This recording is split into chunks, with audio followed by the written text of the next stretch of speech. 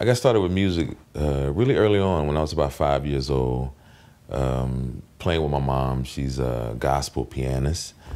And it was actually my grandmother that actually saw that I possibly wanted to be a drummer. And so, I think she spent like a few years kind of trying to convince my mom to give me drum lessons.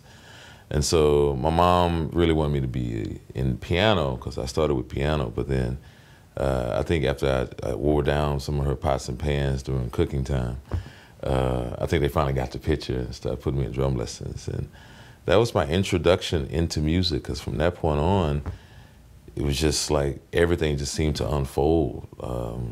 I went on and did a lot of gospel music, played with a lot of different gospel choirs, a lot of small gospel groups. By the time I was 10, I was already playing on this gospel melody hour, Channel 39 in Houston.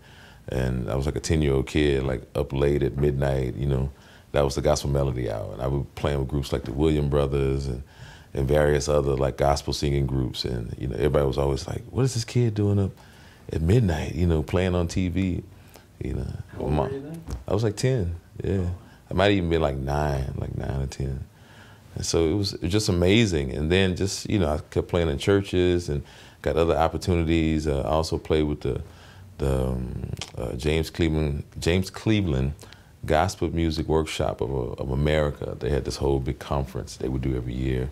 Actually, they still do it, I think. And my mom was one of the featured choir directors for like a couple of years in a row. And so that was like just a really huge event for me. By that time I was like 11.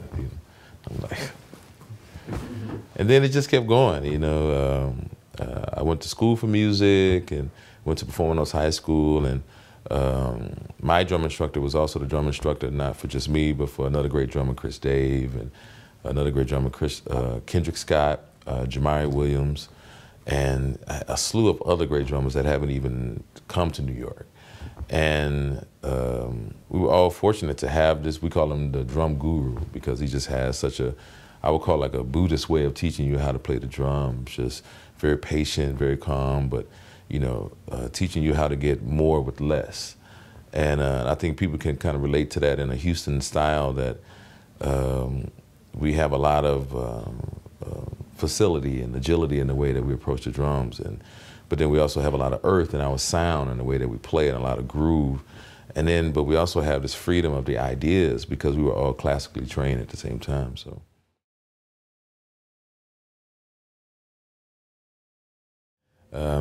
What goes through my mind when I'm playing a groove is I'm actually trying to pull from just a resource of data of things that I've heard before.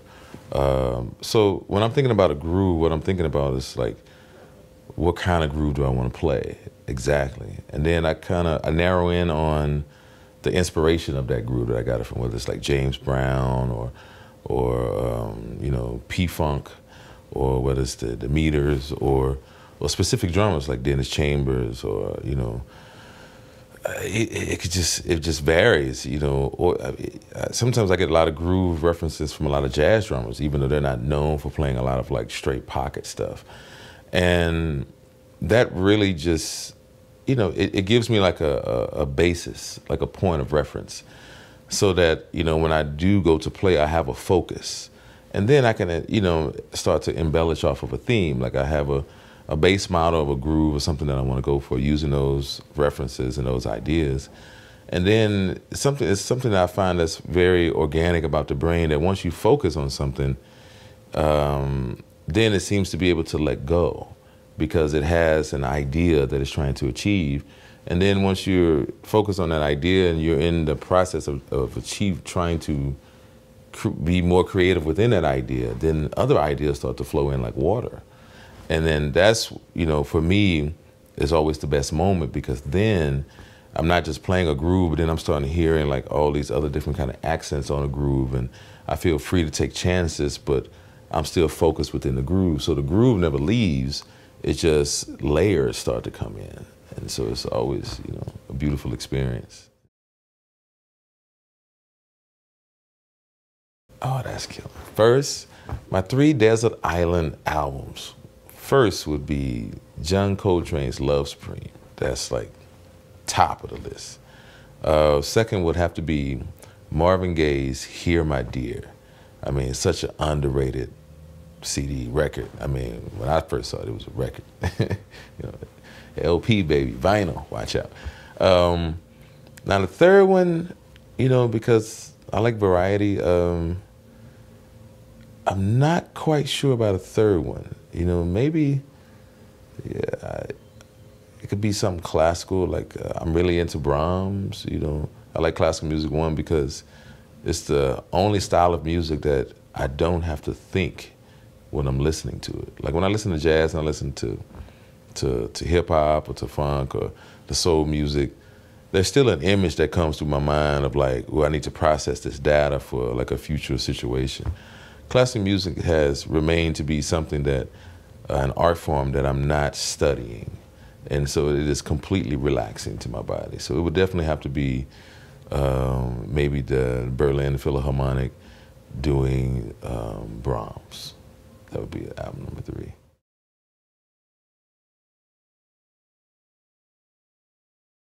Drum loops are, I think, very important because in these days, dealing with the technology, you know, you got, you know, Reason, you got Logic, Pro Tools, GarageBand. I think it gives a lot of people at home a chance to play with some of their favorite artists, one. Two, it gives a person just who may not even be familiar with that artist or anything at all, but just they can have something to perform with, something to play with.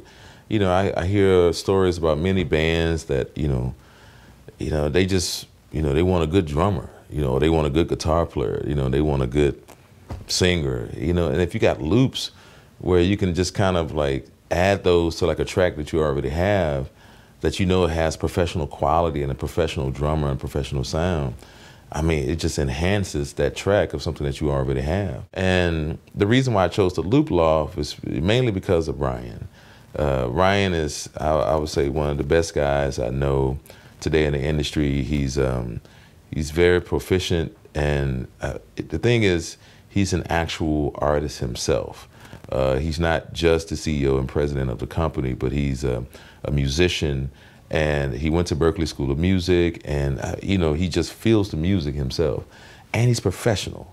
And you know, being in the music business, sometimes you tend to meet people that just, you know, they are really like a true definition of an artist. Like you try to ask them a question, you got to ask them maybe like 10 times because, you know, their brain has either shut down or they went into ethereal mode. And, you know, and that's great too. You know, I don't want to take anyone out of their element.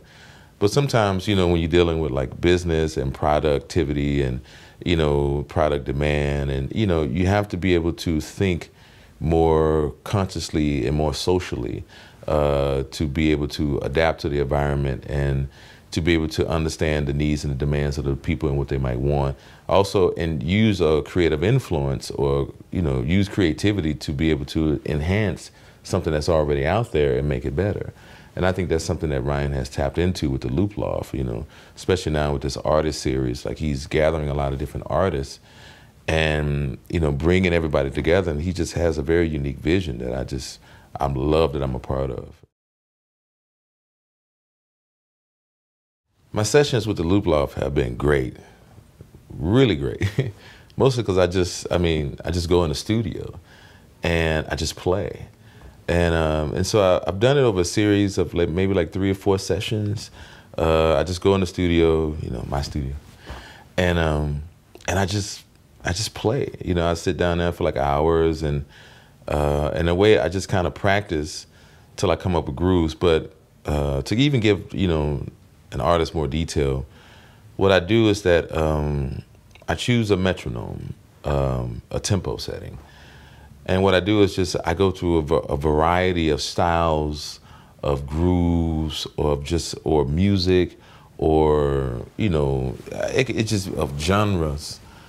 That I feel are things that I really can relate to or that I really like and that I feel like I can, either I'm known for or also that I feel like I can pull off authentically.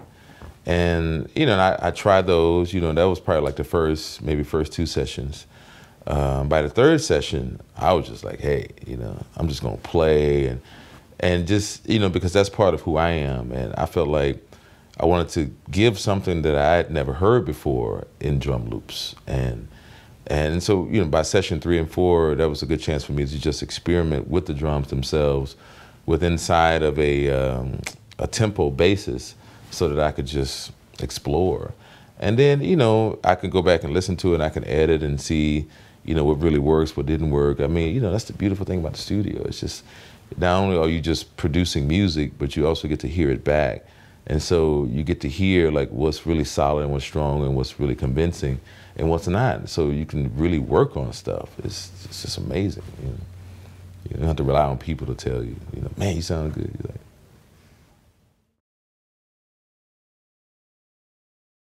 wow. In the next 12 months, wow, there's a lot. One, you know, more time with the family. I always like to say that because it's wonderful. But it's a lot of awesome bands that I'm in right now. One is James Form, which is with Joshua Redman and Aaron Parks and Matt Penniman. There's also the Overtone Quartet, which is with Dave Harland, Jason Moran, and Chris Potter. There's also a new group now with Dave Harland. It's called Prism, and that's with Kevin Eubanks, who was the musical director for the Jay Leno show, and Craig Taborn, who's a fantastic keyboardist, Rhodes piano player, brilliant guy. Also, there's a collaboration with Les Claypool that's coming up, and Charlie Musselwhite.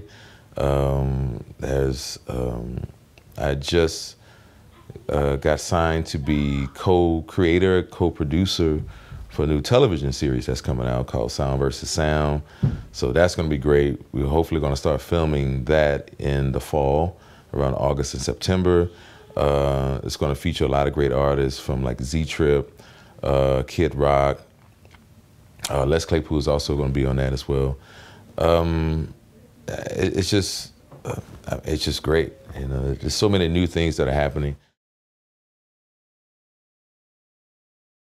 Wow, the next 5 years, it's going to be definitely all of that I just mentioned, and it's going to be more extensive touring with my personal band.